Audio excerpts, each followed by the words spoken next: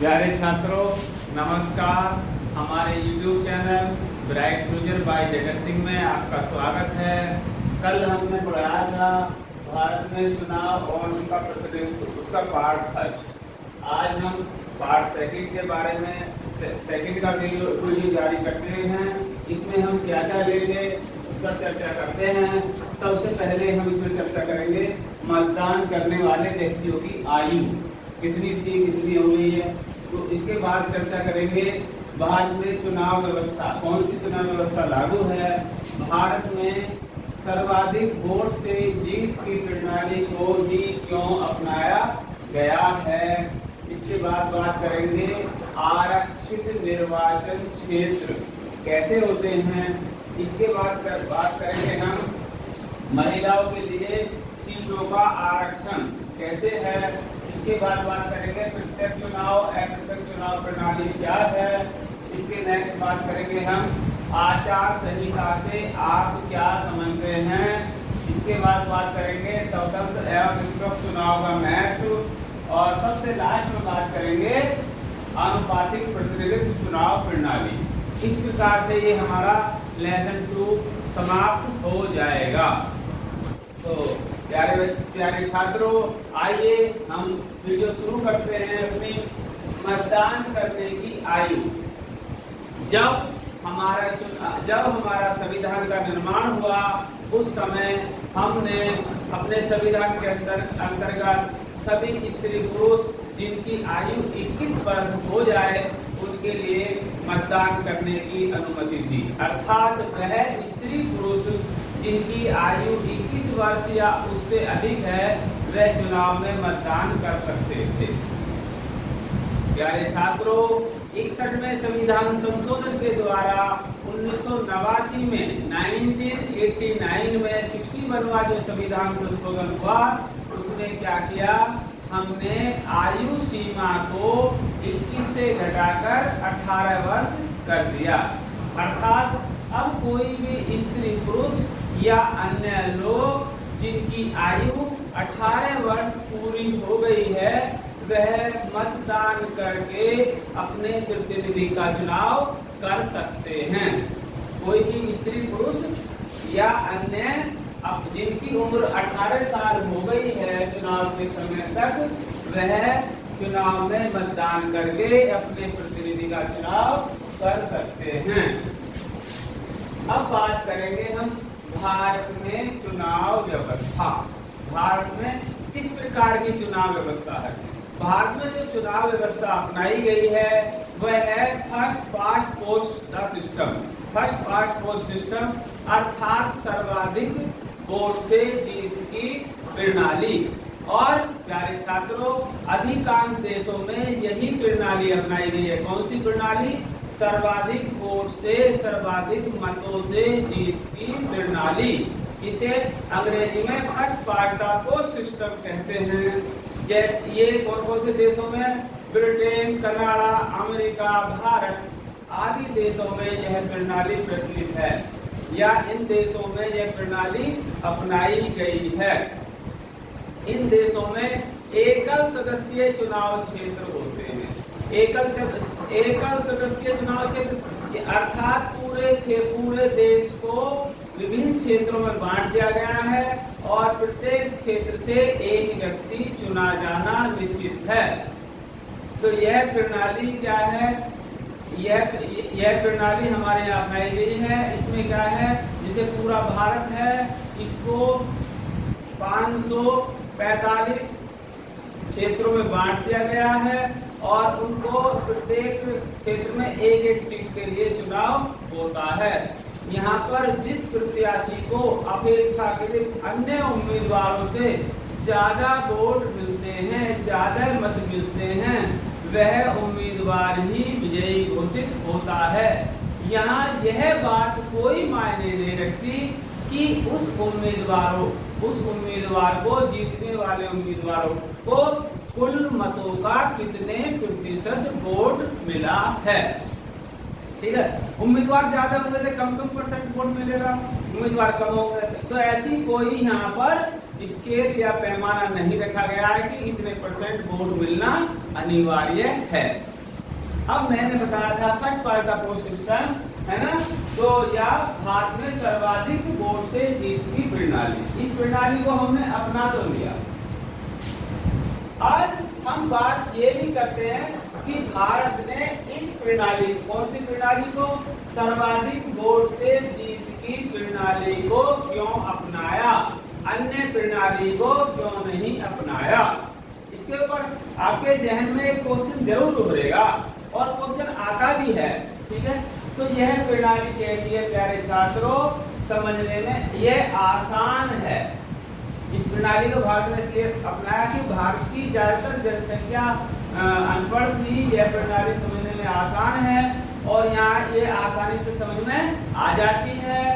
और प्यारे छात्रों, इसमें किसी भी पार्टी को बहुमत मिलने के अवसर बढ़ जाते हैं और इससे देश में राजनीतिक स्थिरता भी बनी रहती है या राजनीतिक स्थिरता को बल मिलता है। और इस पद्धति के कारण ही इंग्लैंड और अमेरिका जैसे देशों में द्विदलीय प्रणाली को भी बल मिला है और इससे देशों में मजबूत सरकारें मिली हैं या मजबूत सरकारों का निर्माण हो सका है।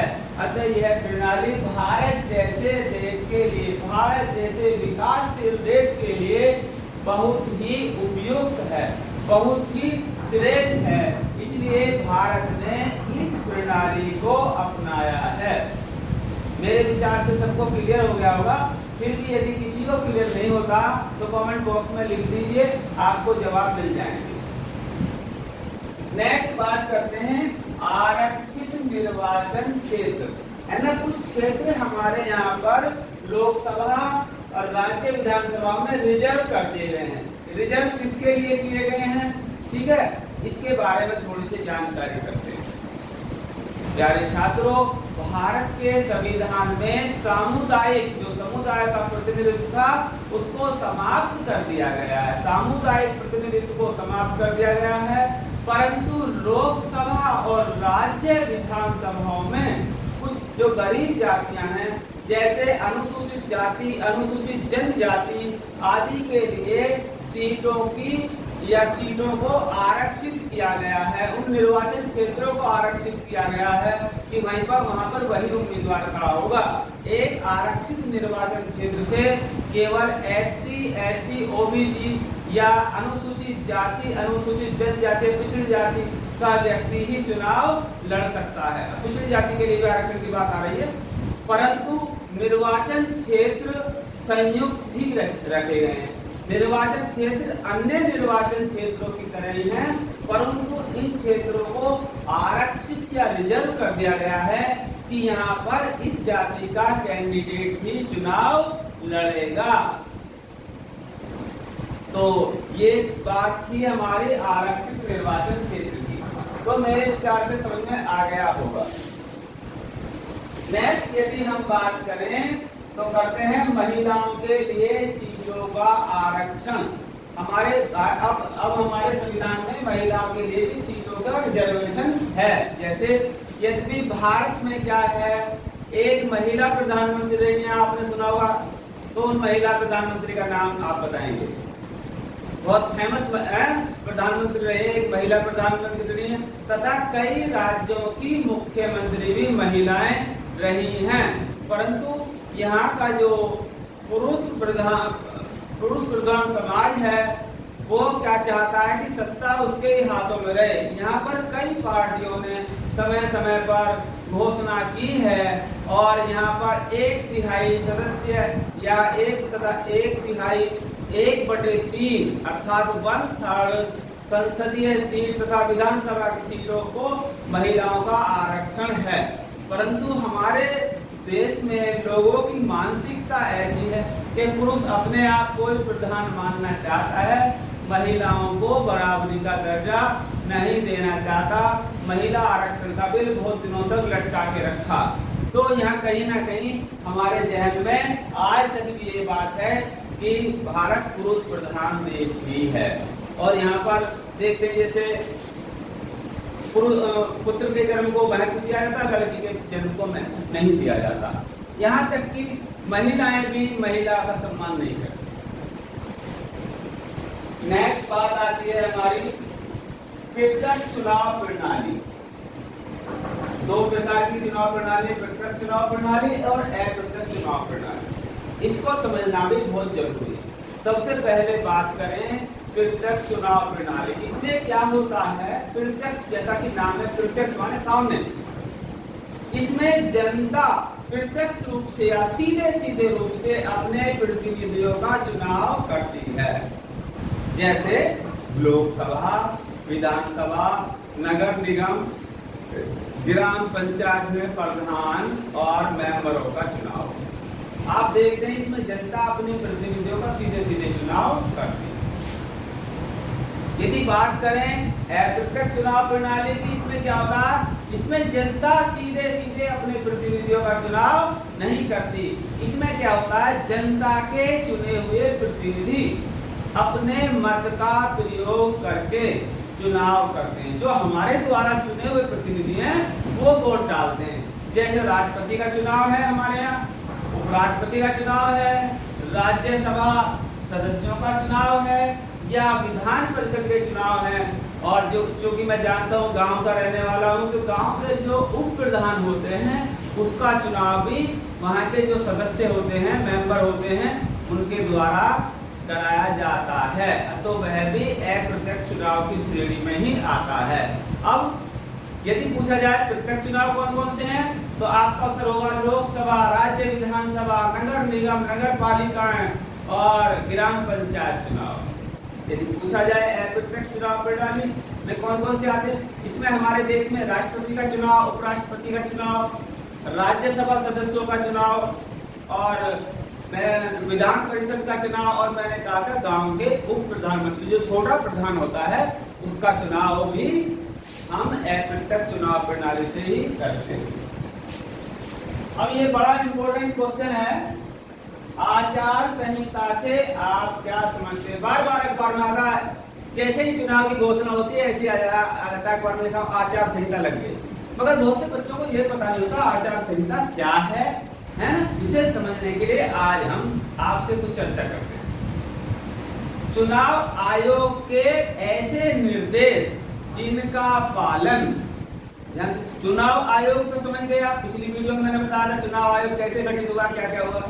तो चुनाव आयोग के ऐसे निर्देश आदेश जिनका पालन चुनाव की तिथि की घोषणा से लेकर, चुनाव की तिथि की जिस दिन घोषणा होती है, चुनाव की तिथि की घोषणा से लेकर चुनाव खत्म होने तक, है ना, उन नियमों का पालन सभी राजनीतिक पार्टियों तथा सभी उम्मीदवारों या सभी कैंडिडेटों, सभी प्रतिनिधियों को करना पड़ता है।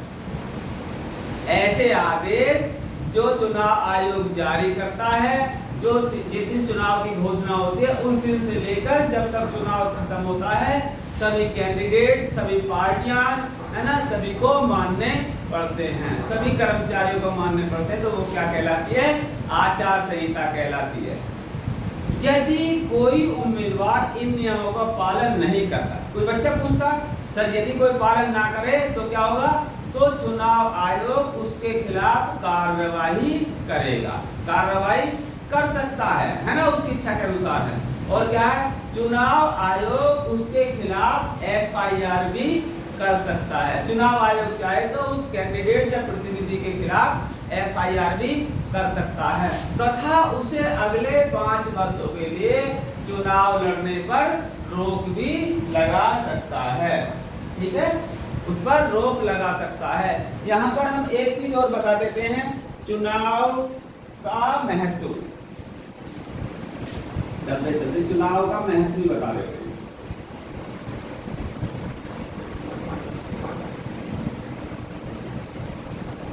चुनाव, मैंने पिछली वीडियो में बताया था कि चुनाव क्यों जरूरी है, चुनाव का महत्व क्या है, चुनाव कैसा होना चाहिए, पक्ष होना चाहिए, निष्पक्ष होना चाहिए। फिर एक बार कर सकते हैं, चुनाव का महत्व, है ना। चुनाव यदि स्वतंत्र एवं निष्पक्ष ना हो तो क्या होगा, चुनाव यदि स्वतंत्र और निष्पक्ष ना हो तो, है ना, कोई भी हम में से यह नहीं जान पाएगा कि लोगों की या जनता की इच्छा क्या है, जनता की मर्जी क्या है, अर्थात जनता क्या चाहती है ना, जनता किसको चाहती है, फिर कैसे पता लगेगा, है ना। तो लोकतंत्र में जनता की सरकार होती है। लोकतंत्र को क्या माना जाता है, जनता की सरकार माना जाता है। मैंने पहली वीडियो में बताया था, जनता द्वारा जनता पर जनता का शासन, है ना। जनता के प्रतिनिधि होते हैं, जनता के बीच में चुने जाते हैं, जनता पर शासन करते हैं। अतः इसमें क्या होता है, किसी भी सरकार को जनता के स्वैच्छिक, जो हमारे मन से इच्छा होती है, समर्थन के बिना सत्ता में बने रहने का कोई अधिकार नहीं।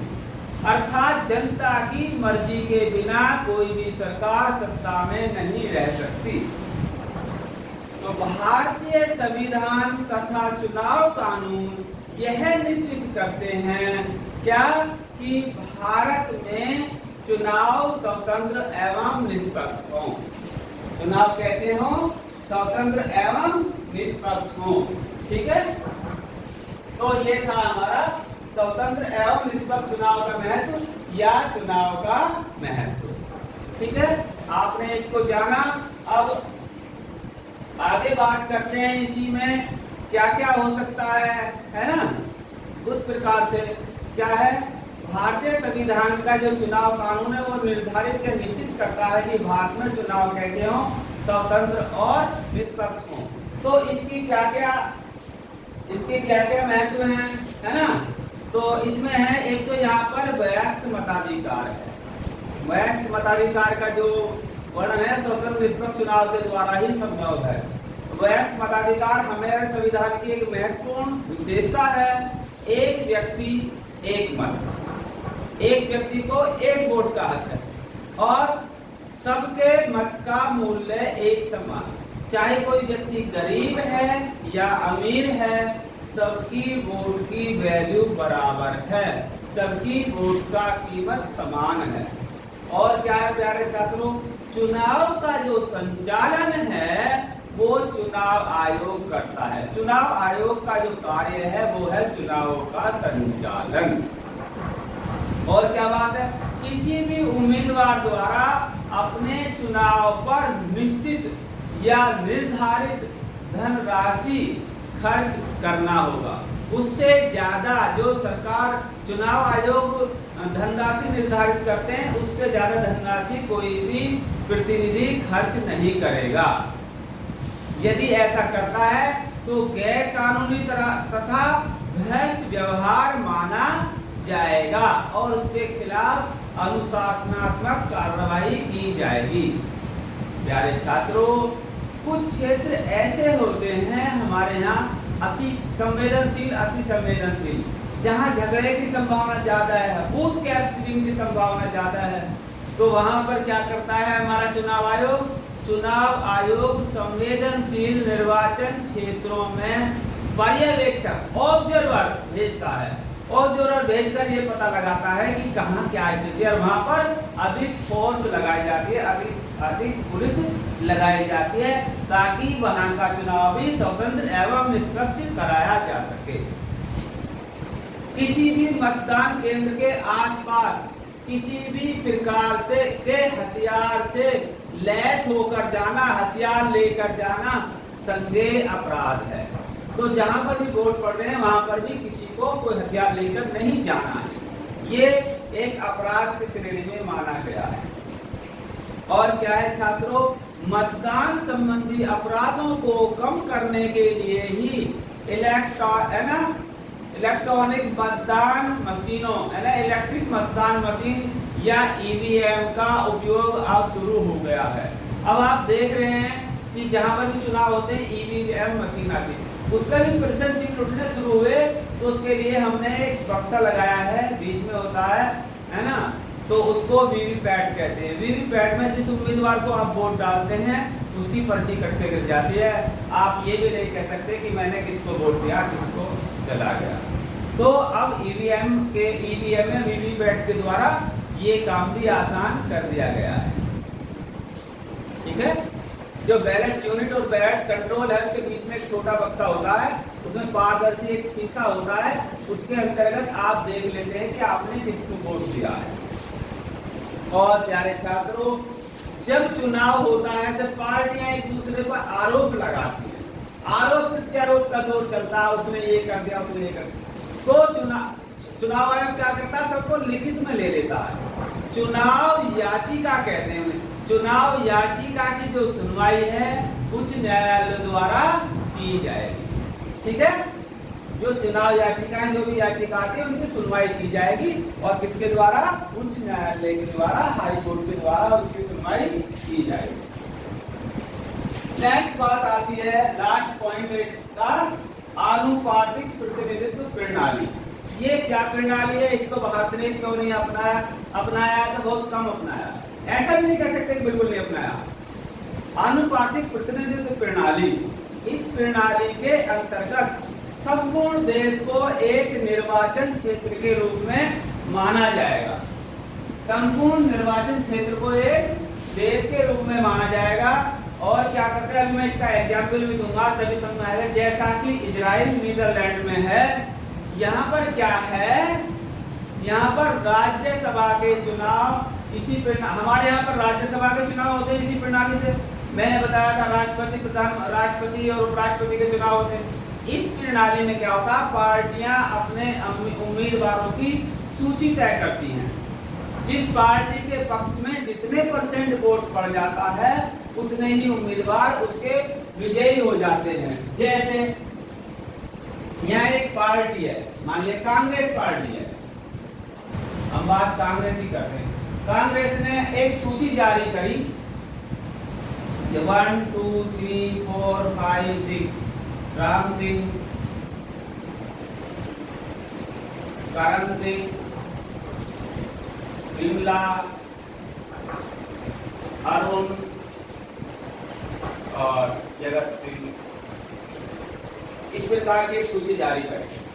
अब मान लिया इसे टोटल वोटों का 20% ही मिला और इसने उम्मीदवार पूरे बना दिए, पूरे सेट 20% मिला तो 20% में इसके 2 उम्मीदवार विजयी हो जाएंगे। अब ये पार्टी के ऊपर है कि किस आदमी को कहाँ रखा, किसको ऊपर रखना था, किसको नीचे रखना। तो यहाँ पर जो मतदाता है उसकी मर्जी नहीं चलती। मान लिया मतदाता जगत सिंह को वोट देना चाहते थे, परंतु 20% में जगत सिंह आते नहीं, जो पार्टी ने उम्मीदवार बना। तो यहाँ पर किसकी मर्जी चलती है, पार्टी की मर्जी चलती है, मतदाता की मर्जी नहीं चलती। इसलिए ये प्रणाली भारत के लिए उपयुक्त नहीं मानी गई है। या ये उम्मीदवार है, इसको तो हम चाहते ही नहीं और इसको वोट मिल गया 50%। अब 50% में हमें वोट देना था तो यहाँ तक जीत गए, और इस उम्मीदवार को हम चाहते नहीं, ये भी जीत गया। तो यहाँ पर हम सिर्फ पार्टी को वोट देते हैं, कैंडिडेट को वोट नहीं देते। जहाँ पर हमारी जो सर्वाधिक वोट से जीत की प्रणाली है, यहाँ हम कैंडिडेट को वोट देते हैं, है ना, पार्टी की बात बाद में। ठीक है, तो यहाँ पर हमारे लिए फिर हमें पता भी होता है कि कौन सा व्यक्ति हमारे क्षेत्र का है ना, और हमें उसके पास काम के लिए जाना। इसमें तो हमें पता ही नहीं है, ये प्रणाली इसलिए भी अनूठी है। इसमें हमें बिल्कुल पता नहीं लगती कि हमारे क्षेत्र का कौन प्रतिनिधि है। ठीक है, यहाँ पर जो हमारे सामने आता है, दरवाजे पर आता है, हाथ जोड़ के वोट मांगता है, वो हमारे क्षेत्र का प्रत्याशी होता है। तो इसे हम अच्छी तरह समझ लेते हैं। आज की वीडियो के लिए इतना ही। ये लेसन समाप्त। प्यारे छात्रों, नमस्कार।